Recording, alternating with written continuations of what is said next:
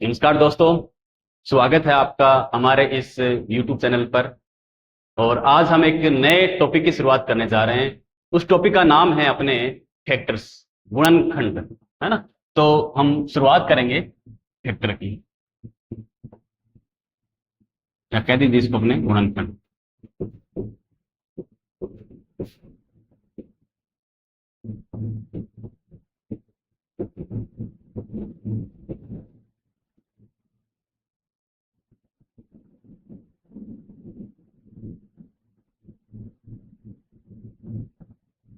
अभी यहाँ पर हम बात कर रहे हैं कंपटीशन के रिगार्डिंग। जैसा कि हमें पता है कि कंपटीशन के अंदर जो क्वेश्चन जो आते हैं, वहां से फैक्टर से किस तरह से क्वेश्चन पूछे जाते हैं, उस पर हम आज चर्चा करने वाले हैं। यहां से जो क्वेश्चन आते हैं उसके फिक्स पॉइंट होते हैं कि वहां से किसी इसमें प्रश्न जो आपके उठाए जाएंगे। और वहां से अगर हम बार बार किसी एग्जाम पर हम देखते हैं, तो किसी भी अगर हम कंपटीशन के एग्जाम के पुराने पेपर को अगर हम देखें, तो वहां से देखने से पता लग रहा है कि इसमें से प्रश्न किस तरह से आ रहे हैं। तो हम शुरुआत करते हैं अपने टॉपिक गुणनखंड की, फैक्टर्स की। जैसा कि हम सभी ने पढ़ा है कि फैक्टर किस तरह से होते हैं। कोई भी जो संख्या होती है उसको टुकड़े करना, उसके प्राइम नंबर के अंदर उसको अलग अलग करना, प्राइम फैक्टर्स के अंदर ऐसा टुकड़ों के अंदर उसको तोड़ना। जैसे एग्जाम्पल के थ्रू हम समझे कि गुणनखंड किस तरह से होते हैं। जैसे हम बात करते हैं यहाँ पर 12 की, इसके हम टुकड़े करेंगे, अलग अलग फैक्टर्स करें। तो जैसे 1, 2, 3, है ना। यानी इस तरह से संख्याएं जो इसके अंदर पूरा पूरा भाग जाए, या मैं कह दूं इसके मल्टीप्लाई, इसके कह सकते हैं कि इसके मल्टीप्लाइज भी कहलाते हैं। तो देखो 1 का डिवाइड 12 में कंफर्म होने वाला है। 1 का डिवाइड होगा, 2 का होगा, 3 इसमें होगा। उसके बाद में देखें तो 4 का भी इसमें डिवाइड हो जाएगा, और देखें तो 6 का भी इसमें डिवाइड हो जाएगा, और देखें तो इसके अंदर खुद की संख्या 12 का भी इसमें भाग पूरा पूरा जाता है। ये इसके मल्टीप्लाइज कहलाते हैं, या मैं कह दूं इसके गुणनखंड कहलाते हैं। तो आप क्या समझ रहे हो कि किसी भी कोई भी अगर संख्या होती है उसको अभाज्य संख्याओं में तोड़ना, उसके प्राइम नंबर्स के अंदर उसको अलग अलग करना, वो उसके फैक्टर कहलाते हैं। ये हमने अच्छी तरह छोटी क्लासों में पढ़ा है। यहां पर हम एग्जाम की व्यू से बात करने वाले हैं कि एग्जाम की व्यू से क्वेश्चन किस प्रकार से पूछे जाते हैं, उस पर हम चर्चा करने वाले हैं। और देख लीजिए, अगर हम 25 की बात करें तो 25 को अगर हम देखें तो इसमें सबसे पहले देखो एक और खुद की संख्या, वो उसमें भाग जाना ही जाना है। 1 और 5 और 25, इसके अलावा और किसी भी संख्या का इसमें भाग नहीं जाएगा। ये इसके गुणज कहलाते हैं, गुणज कह दीजिए, इसके मल्टीप्लाइज कहलाते हैं। सिमिलर ये भी इसके क्या है, गुणज है, यानी मल्टीप्लाइज है। और संख्याएं देखें तो आप 20 को ले लीजिए, अगर इसके हम टुकड़े करें तो 1, 2, उसके बाद में 5, उसके बाद में 10, और उसके बाद में 20। यहां से अगर आप देखें तो इसके गुणज कहते हैं, मल्टीप्लाइज कहते हैं, कितने हो गए, 1, 2, 3, 4, 5। यानी कि 20 के जो टोटल फैक्टर हो गए वो कितने हो गए, 5 हो गए। ये आप यहां से समझ पा रहे हो। अगर 25 की बात करूं तो इसके टोटल फैक्टर्स कितने हो गए, 1, 2, 3, यानी 3 इसके फैक्टर्स हो गए। अगर मैं 12 की बात करूं तो यहां पर इसके अगर फैक्टर देखेंगे तो टोटल कितने हो गए, 6 हो गए, है ना। तो ये इसमें गुणनखंड की संख्या हो गई। इसी प्रकार से अपने एग्जाम के अंदर जो क्वेश्चन पूछे जाते हैं उस पर हम चर्चा करेंगे। देखते हैं, सबसे पहले हम गुणनखंड के अंदर कह दूं कि फैक्टर में सर यहां से क्वेश्चन किस तरह से एग्जाम में आते हैं। कुछ हम पॉइंट्स देखेंगे, कुछ हम बिंदु यहां पर देखने वाले हैं। जैसे सबसे पहले हमने देखे अभी गुणनखंडों की संख्या देखी, तो हम कह सकते हैं कि पहला इसका पॉइंट जो बनेगा, इसका यही बनेगा कि कुल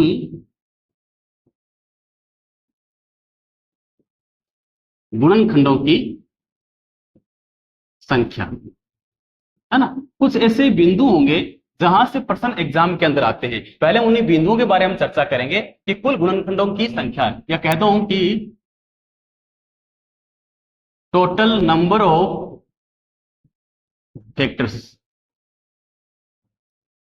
ठीक है। उसके बाद में अगर हम देखें किसी भी संख्या का अगर हम गुणनखंड करते हैं तो उसके अंदर अलग अलग प्रकार के उसके टुकड़े होते हैं, अलग अलग उसके हम देखेंगे नंबर्स में प्राइम नंबर भी आते हैं, उसमें को प्राइम नंबर्स भी उसके अंदर हम आते हैं। तो इसमें और देखें, अगर सेकंड पॉइंट देखें तो सर इसमें कुल अभाज्य संख्याएं, है ना, अभाज्य संख्या भी इसमें निकल कर आएगी। अभाज्य संख्याएं या अभाज्य गुणनखंड कह दीजिए, अभाज्य गुणनखंड, ये भी हम यहां से निकालना सीखेंगे कि कह दूं कि total prime number, total prime factor कह दीजिए नंबर, टोटल प्राइम फैक्टर्स। और इसके अलावा अगर इसका हम तीसरा बिंदु देखें, इसका क्या हो सकता है कि हम कह सकते हैं कि total number of multiply a unit prime factor, यानी इसके कहने का अर्थ है कि कुल एकक, है ना, इकाई वाले एकक, ये सिर्फ एक संख्या में जो एक हो, एकक अभाज्य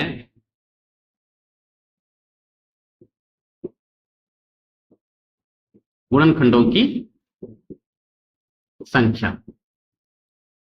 तो यहां से अगर हम गुणनखंड टॉपिक की बात करें तो तीन बिंदु अपने पास हो गए, है ना, कि कुल गुणनखंडों की संख्या, ये भी हम निकालना सीखेंगे कैसे निकालते हैं, बड़ा आसान है। अगर हमें 10 का निकालना पड़े, 50 का निकालना पड़े, है ना, इस प्रकार छोटे अगर संख्याओं के फैक्टर निकालने तो बड़ा आसान लगता है, लेकिन हम थोड़े और इसके बड़ी संख्याओं में जाएं तो थोड़ा मुश्किल रहता है, तो वो यहां से निकालना अपने सीखेंगे। उसके अलावा कुल अभाज्य गुणनखंडों की संख्या की बात भी करेंगे। उसके अलावा हम कुल एकक अभाज्य गुणनखंडों की संख्या बात करेंगे, यानी एकक यानी यूनिट, सिर्फ एक, जैसे 5 5 5 अगर 10 बार आए लेकिन उसको हम एक बार काउंट करते हैं तो उसको हम एकक कह सकते हैं, यूनिट प्राइम फैक्टर्स उसको हम कह सकते हैं। और देखिए इसके अलावा क्या इसके यहां से हम बिंदु पढ़ने वाले हैं, देखो कुल गुणनखंड निकल कर आएंगे, उनका योगफल भी हमें पढ़ना जरूरी है, वहां से भी क्वेश्चन एग्जाम में आते हैं। कुल गुणनखंडों का, कुल गुणनखंडों का योगफल, ये भी अपने एग्जाम की व्यू से इंपॉर्टेंट है, या मैं कहता हूं कि सम ऑफ फैक्टर्स, ये भी इंपॉर्टेंट अपने लिए। और इसके क्या पॉइंट है जो जहां से एग्जाम के अंदर क्वेश्चन आते हैं और भी यहां से इंपॉर्टेंट बन सकते हैं, देखिए कुल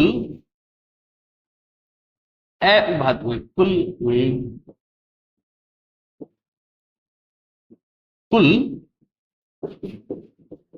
विषम गुणनखंडों की संख्या। यहां से आप क्या समझ पा रहे हो कि टोटल नंबर ऑफ, है ना, total number of odd factors, odd factors, understand. अगर हम कुल विषम गुणनखंडों की संख्या की बात करेंगे तो फिर हम सम गुणनखंडों की संख्या की बात भी करेंगे, यानी इसका छठा जो बिंदु हम कह सकते हैं कि कुल सम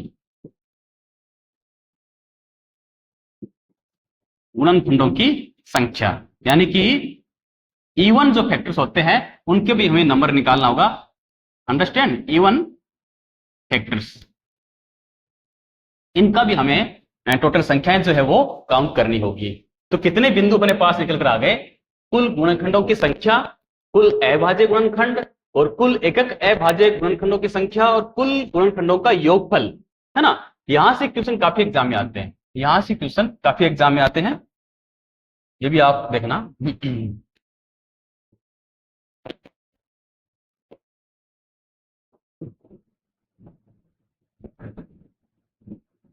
आगे देखें।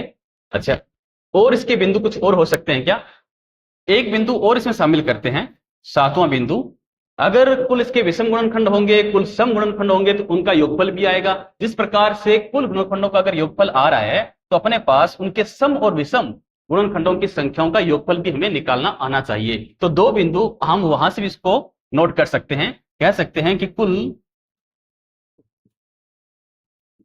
विषम गुणनखंडों का योगफल, अंडरस्टैंड, है ना, क्या कह देंगे, सम ऑफ ऑड फैक्टर्स। और उसके अलावा आठवां पॉइंट भी अपने पास यहां से आ जाएगा, क्या कह देंगे कि कुल सम गुणनखंडों का योगफल, किसका, इवन फैक्टर्स का, इवन फैक्टर्स का भी हम जोड़ निकालेंगे, उनका योगफल निकालेंगे। तो साथ ही यहां पर आज हम जो गुणनखंड के अंतर्गत जिसकी हम चर्चा करने वाले हैं, इन 8 बिंदु हम चर्चा करेंगे। और आप कोई भी एग्जाम, कोई पेपर उठाकर देखें तो यही जो अपने पास जो बिंदु आपके सामने जो लिखे हुए हैं, यही से एग्जाम के अंदर क्वेश्चन आते हैं।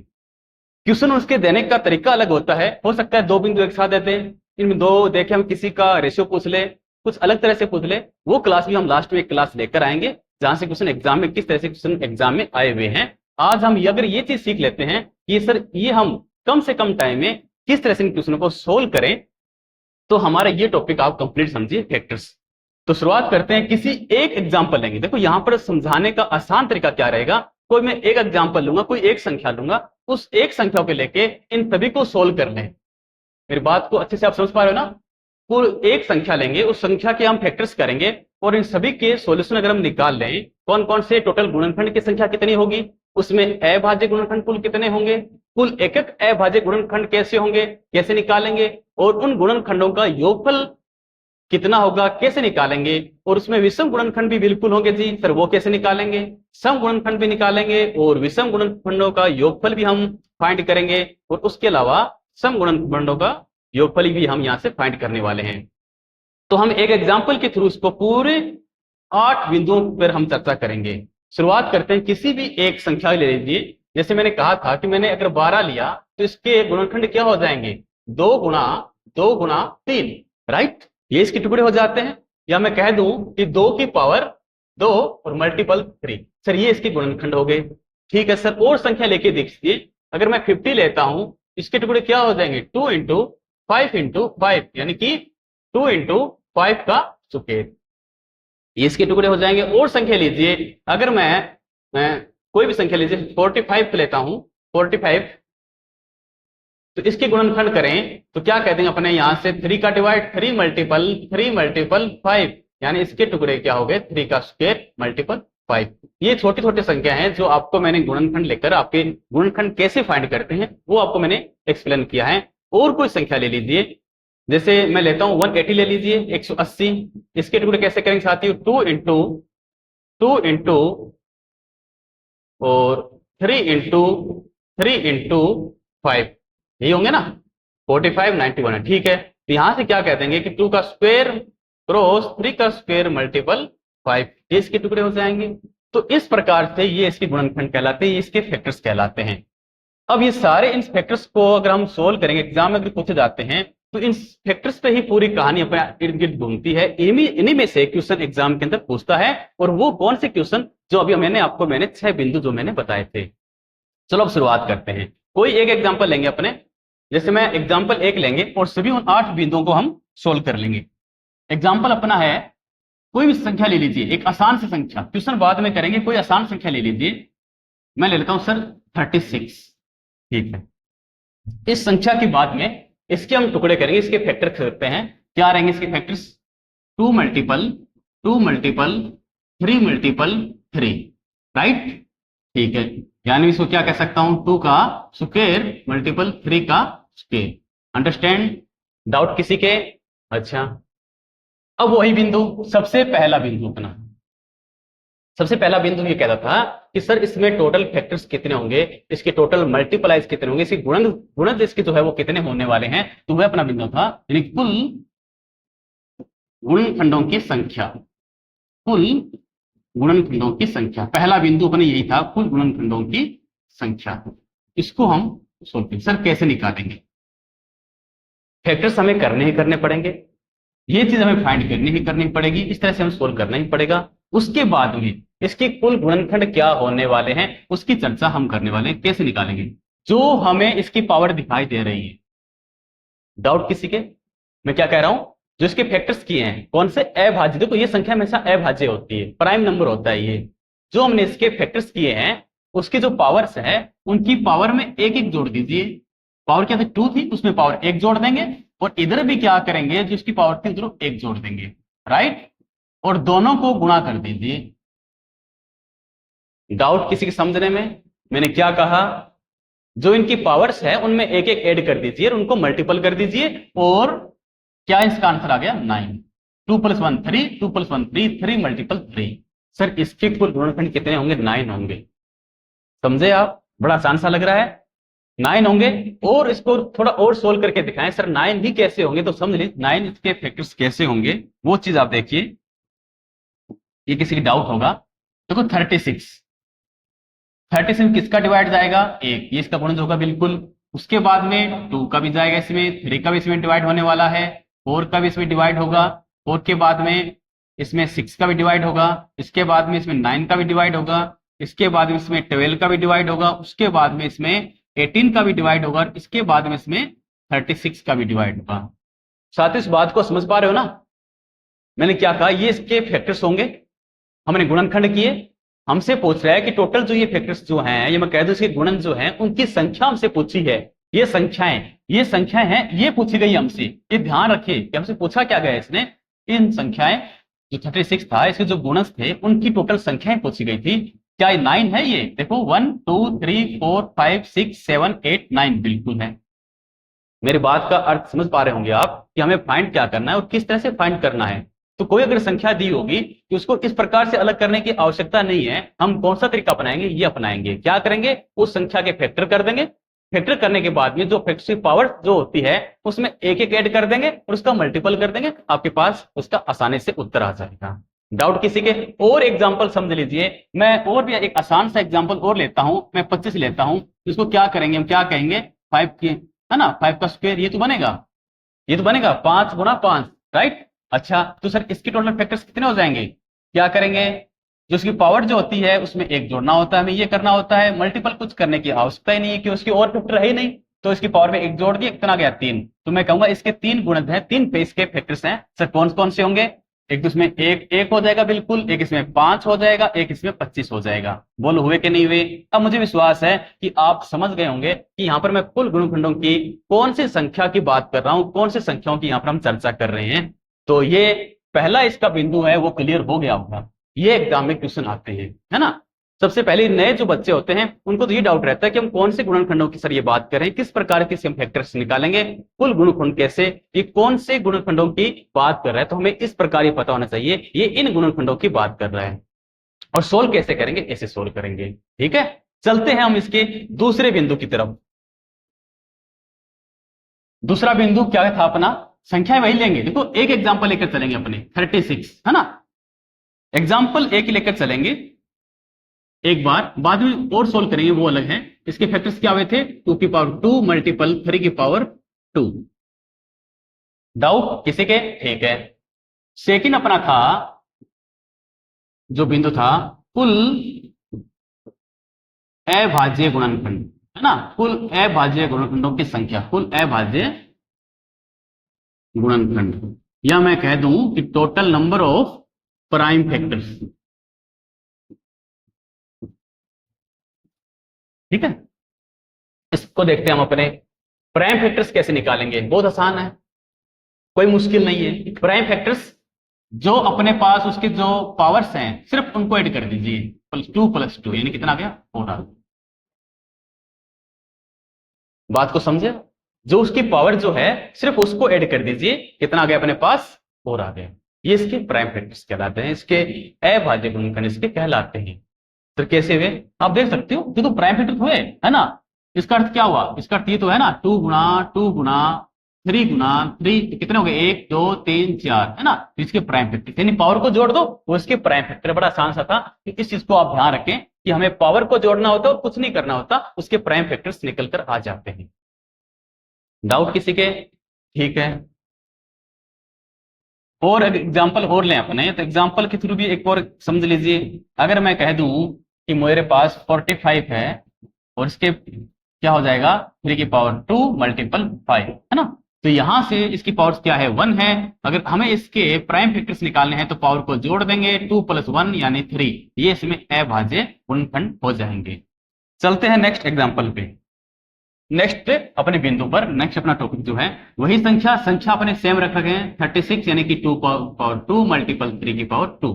हम कोई भी संख्या ले सकते हैं, लेकिन एक आसान संख्या इसलिए लेकर चल रहे हैं कि इसको भी हम और अलग करके एक्सप्लेन कर सकते हैं। तीसरा अपना बिंदु था कुल एकक अभाज्य गुणनखंडों की संख्या। ये क्वेश्चन एग्जाम में आता है, लेकिन बच्चे वहां पर कंफ्यूज रहते हैं। कुल एकक अभाज्य गुणनखंडों की संख्या, यानी इसके कहने का अर्थ क्या है? ये कहना चाहता है कि total number of multiply prime factors, है ना। इसमें क्या करना है, आप नोट भी कर सकते हो। केवल बेस को, मैं कह दूं आधार को गिनते हैं, बस ये लिख लो ना, काउंट करते हैं। ये चीज इंपॉर्टेंट है, बस काउंट करना होता है। देखो इसमें बेस कौन सा थी? ये बेस है इसका, ये बेस है 2 और 3, है ना। ये 1 बेस हो गया और ये सेकंड, यानी इस प्रकार जितने पार्ट चलते रहते हैं वो इसके बेस कहलाते हैं। तो इसका आधार हो गया, बस उनको काउंट कर लो। वही अपने क्या है? एकक अभाज्य गुणनखंड है। यानी इसके कहने का अर्थ ये है, जैसे इसके फैक्टर हो गए 2 मल्टीपल 2 मल्टीपल 3 मल्टीपल 3, यानी ऐसा नहीं काउंट करना कि 2 और 2, है ना, ये 2 बार हो गए और ये भी 2 बार हो गए, 4 हो गया। वो तो इसमें हो गए अभाज्य गुणनखंड, प्राइम फैक्टर्स हो गए। लेकिन केवल एकक अभाज्य पूछे जाए तो आप अगर 2 बार है ना, उसको एक बार काउंट करोगे, और ये 2 बार है तो उसको भी एक बार काउंट करोगे। कितनी बार आए, कितने मल्टीपल में आए ये, है ना। लेकिन हम उसको सिर्फ एक बार में काउंट करना है। या मैं कह दूं, बस क्या करेंगे, इसके केवल बेस को काउंट कर लीजिए, आपके पास क्या आ जाएंगे? कुल एकक अभाज्य गुणनखंडों की संख्या यहां पर आ जाएगी। तो क्या कह देंगे इसमें? कुल एकक अभाज्य गुणनखंड की संख्या कितनी है साथियों? 2 है, एक और ये दूसरी 2। ठीक है, और हम एग्जाम्पल समझे, और एग्जाम्पल ले लीजिए आप। जैसे कोई भी एग्जाम्पल मैं मान लेता हूं कि किसी के फैक्टर्स ये हैं 2 मल्टीपल 3 की पावर 3 मल्टीपल 5 की पावर 4। अब ये मैं एग्जाम्पल लेता हूं। यहां से अगर अपने पास एकक अभाज्य गुणनखंडों की संख्या पूछी जाए तो आप कहते हैं कि सर हम इसमें केवल बेस देखेंगे। क्या देखेंगे? सिर्फ बेस, है ना। ये पहला, ये दूसरा और ये तीसरा। तो इसमें एकक अभाज्य गुणनखंड कितने हो जाएंगे? 3 हो जाएंगे, 1 2 और 3। ठीक है, अगर आपसे पूछा जाए कि इसमें अभाज्य गुणनखंड प्राइम फैक्टर्स कितने हो जाएंगे? अभाज्य गुणनखंड या प्राइम फैक्टर्स इसमें कितने हो जाएंगे? केवल पावर को जोड़ दो, यानी 1 3 और 4 कितने हो गए? 8। दोनों कॉन्सेप्ट क्लियर, ठीक है। हमने अभी तक 3 बिंदु किए हैं। पहला बिंदु क्या था? कुल अभाज्य, टोटल हमें गुणनखंडों की संख्या निकालनी है। वो कैसे निकालते हैं? जो उसके फैक्टर करते हैं उसकी पावर में एक एक जोड़ दो, उनको मल्टीपल कर दो। पहला अपना बिंदु ये था। दूसरा बिंदु अपना था कि कुल अभाज्य गुणनखंड कैसे निकालते हैं? उसकी पावर को जोड़ देते हैं बस। और तीसरा अपने एकक अभाज्य गुणनखंड, उसमें सिर्फ बेस काउंट करते हैं। तो 3 बिंदु क्लियर। चलते हैं नेक्स्ट अपने बिंदु पर।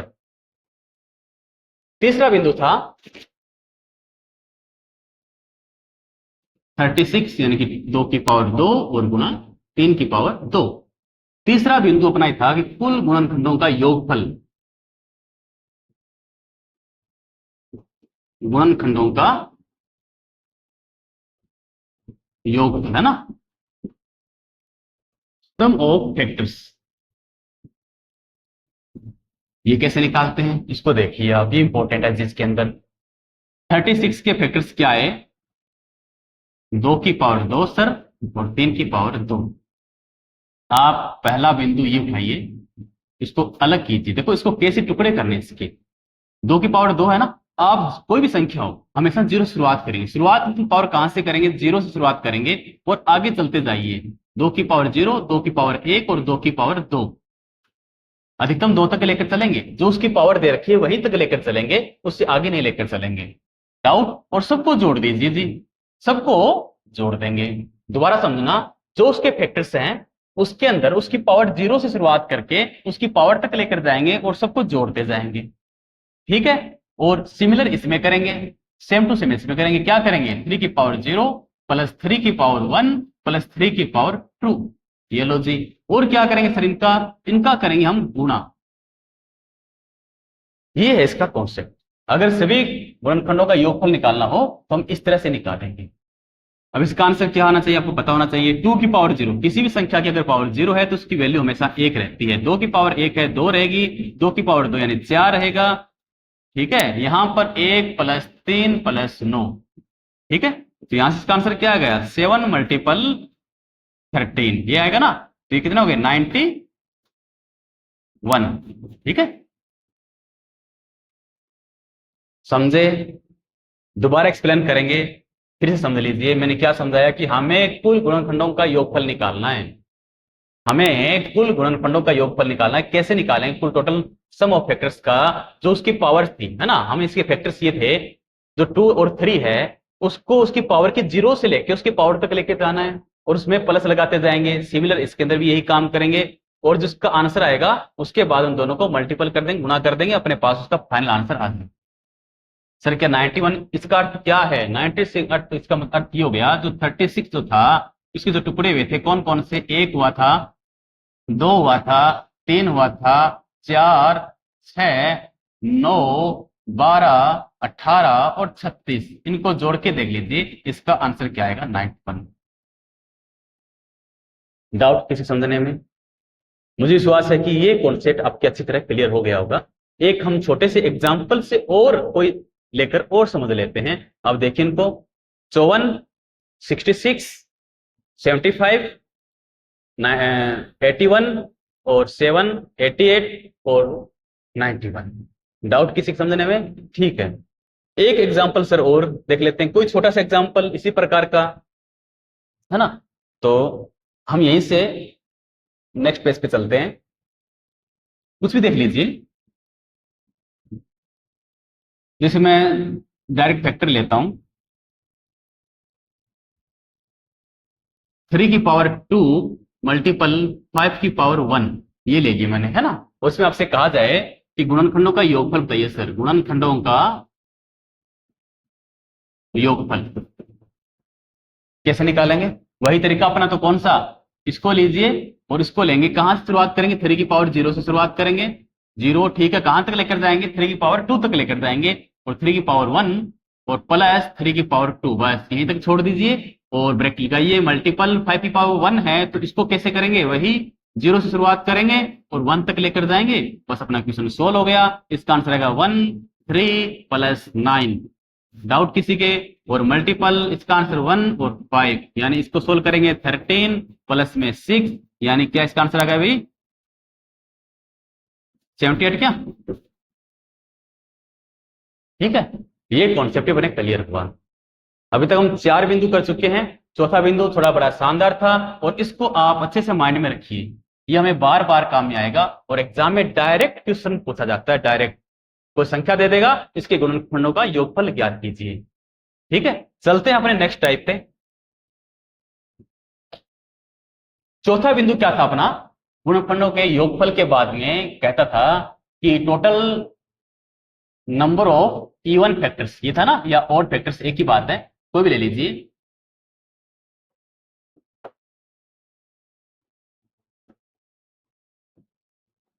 फैक्टर्स ऑफ ऑड नंबर,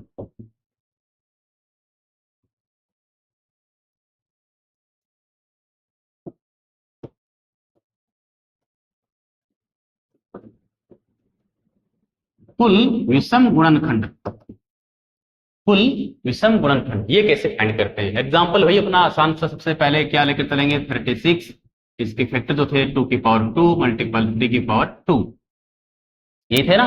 और हमें निकालना है सर इसमें से विषम गुणनखंड कितने होंगे, इसके विषम गुणनखंड कितने होने वाले हैं। इसके लिए क्या करेंगे? हम विषम संख्या पर ध्यान देंगे बस। अगर हमें विषम गुणनखंड निकालना है तो सिर्फ इसमें जो विषम जो इसका फैक्टर है उसी पर ध्यान देंगे, सम वाले को छोड़ देंगे। यानी 2 क्या है? सम है, और 3 क्या है? विषम। डाउट किसी के? बस इस पर ध्यान देंगे। तो इसको सोल्व कैसे करना वो और देख लीजिए, है ना। इसमें आप हेडिंग डाल सकते हो अपने याद रखने के लिए, नोट कर सकते हो। केवल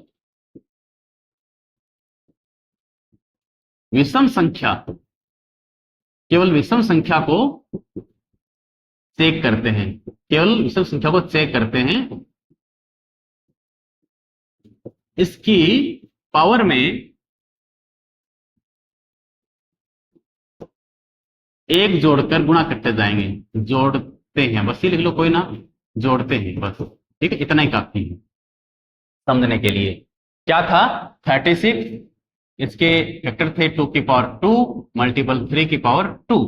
ठीक है, और मैंने क्या कहा, हमें सिर्फ देखना है क्या, विषम गुणनखंड देखने हैं। अगर विषम देखने हैं तो हमें इस संख्या से कोई लेना देना नहीं है, इस सम वाली संख्या से कोई मतलब नहीं है, हम सिर्फ इसको देखेंगे 3। और 3 की पावर कितनी है, पावर पे देखेंगे कितनी, इसकी 2, इसकी पावर की 2 में 1 जोड़ देंगे, कितना आ गया इसका आंसर 3। ये इसका आंसर, समझे, अच्छे समझ लीजिए मैंने क्या कहा। अगर हमें कुल विषम गुणनखंड निकालने हैं, उसमें जो विषम जो संख्या है उसकी पावर देखो, उसमें 1 जोड़ दो, बात वही, अपना क्वेश्चन वही सोल्व हो गया। अब मैं एक एग्जांपल के थ्रू इस क्वेश्चन को और समझाना चाहूंगा किस तरह से, वो देखिए। अगर मैं कह दूं कि मेरे पास किसी संख्या के फैक्टर ये हैं, 2 की पावर 2 मल्टीपल 3 की पावर 1 मल्टीपल 5 की पावर 2, अगर ये मेरे पास किसी संख्या के गुणनखंड है, उसके फैक्टर हैं, तो मुझे अगर आपको निकालना पड़े क्या, विषम गुणनखंड, तो कैसे निकालोगे, इसके ओड फैक्टर्स कैसे निकालोगे। हम क्या, मैंने क्या कहा था, किसको पकड़ेंगे, सिर्फ विषम संख्याओं को, सिर्फ इससे हमें कोई लेना देना नहीं, इसको नहीं देखेंगे हम। अब 3 है तो 3 की पावर कितनी है 1, 1 में 1 जोड़ देंगे। 5 भी विषम है, विषम में भी क्या करेंगे हम 1 जोड़ देंगे, पावर में 1 जोड़ेंगे, इसकी पावर 2 थी से 1 जोड़ दिया, और दोनों को मल्टीपल करना, दोनों को मल्टीपल करना है, इसलिए मैं इसका एग्जांपल अलग लेके समझा रहा हूं। दोनों को मल्टीपल करना पड़ेगा, तो 2 गुणा 3, यानी इसका आंसर क्या आ जाएगा, 6 आ जाएगा। यहां पर ये अलग क्यों समझाया मैंने इसमें क्या समझाया कि इसमें आपके पास जो ओड नंबर है उसकी पावर में 1 जोड़ते हैं, ठीक है, बस इतना आप समझ लिया। लेकिन इसमें कोई और ओड नंबर था नहीं, जैसे मैंने इसमें 2 ओड नंबर लेकर आपको एक्सप्लेन किया है। डाउट किसी समझने में, अगर 2 ओड नंबर है तो तरीका वही रखना है, 1 जोड़ दें और उनको मल्टीप्लाई कर दें। तो साथियों अभी तक हम इसके 5 बिंदु कंप्लीट कर चुके हैं। तो 5 बिंदु को हम वापस एक बार रिवीजन कर लेते हैं किसी एग्जांपल के थ्रू, किसी कोई भी एग्जांपल मैं ले लेता हूं 120, है ना, कुछ संख्या ले ली मैंने 120। अब इसके फैक्टर करने, आप फैक्टर करेंगे, क्या इसके फैक्टर रहेंगे 2 मल्टीपल 2 मल्टीपल 2 मल्टीपल 3 मल्टीपल 5, तब इसके फैक्टर ये रहेंगे, है ना। यानी कह दूंगा कि 2 की पावर 3 मल्टीपल 3 और मल्टीपल 5। अपने पास ये एक एग्जांपल है, इसके थ्रू हम वापस 500 बिंदु का रिपीट करते हैं, रिवीजन करते हैं। सबसे पहला था अपने कुल गुणनखंड कैसे निकालते हैं, कुल गुणनखंड इसके हम कैसे फाइंड करते हैं, पावर में 1 जोड़ देंगे, है ना, पावर में 1 जोड़ देंगे, और पावर में 1 जोड़ के, यानी इसकी पावर 3 थी उसमें 1 जोड़ेंगे। उसी प्रकार से इसकी पावर क्या अपने पास 1 है, यहां पर पावर 1 है, तो उनको गुणा करते जाएंगे, 1 प्लस 1 और गुणा में 1 गुणा 1 प्लस 1, 1 प्लस 1, तो यहां सोल्व करेंगे 4 गुणा 2 गुणा 2, यानी कि इसका आंसर क्या आ गया 16। अगर 120 के अगर इसके टुकड़े करें, इसके गुणनखंड करें, तो हम सभी का जो टोटल इसके गुणनखंड होने वाले हैं वो कितने हो जाएंगे, 16 हो जाएंगे। वो हम आप उसके एग्जांपल इसके करके देख भी सकते हो। दूसरा अपना बिंदु था कि कुल अभाज्य गुणनखंड, है ना, कुल प्राइम फैक्टर्स, अभाज्य गुणनखंड ये कैसे निकालते हैं वो समझाया था मैंने। इसकी पावर को जोड़ते हैं, सिर्फ इसकी पावर क्या थी 3, है ना, इसकी पावर हमारे पास क्या थी 3 प्लस 1 प्लस 1, जो इसके गुणनखंड हुए थे 3 1 1, इन सबको जोड़ देंगे, वह इसके अभाज्य इसके गुणनखंड निकल कर आएंगे। और तीसरा अपना बिंदु था कि कुल, है ना, एकक अभाज्य गुणन, एकक यानी इकाई वाले एकक अभाज्य गुणनखंडों की संख्या। तीसरा अपना बिंदु ये था, वो कैसे फाउंड करते हैं, केवल इसकी हम बेस को देखते हैं, इसके बेस इसके कितने 1 2 और 3, इसके कुल कितने हो जाएंगे, एक एक अभाज्य गुणनखंड कैसे निकल कर आएंगे, 3 आएंगे। चौथा बिंदु अपना जो था वो ये था कि गुणनखंडों का योगफल, गुणनखंडों का योगफल, सम ऑफ फैक्टर्स, वो कैसे निकालते हैं आपको बताया था मैंने। जैसे 2 है, 2 की पावर 3 है, इसकी पावर 0 से लेकर कहां तक जाएंगे, 3 तक जाएंगे, 2 की पावर 0 2 की पावर 1 प्लस 2 की पावर 2 प्लस 2 की पावर 3, ठीक है, जिसको ब्रैकेट में बंद कर दीजिए, फिर मल्टीपल का साइन, सिमिलर यहाँ से 3 की पावर 1 है, इसके भी टुकड़े कीजिए, 3 की पावर 0 प्लस 3 की पावर 1। ठीक है, उसके बाद में 5 को लेकर चलेंगे तो 5 की पावर 0 प्लस 5 की पावर 1। यहां से सोल्व करेंगे इसको, 2 की पावर 0 की वैल्यू 1 रहेगी, फिर 2 रहेगा, फिर 4, फिर क्या 8, ये रहेगा ना। हाँ, ठीक है। उसके बाद में मल्टीपल 1 प्लस 3 की पावर 0 की वैल्यू 1 होती है, 3 की पावर 1 यानी 3 क्रॉस 5 की पावर 0 1 प्लस 5 की पावर 1 यानी कि 5।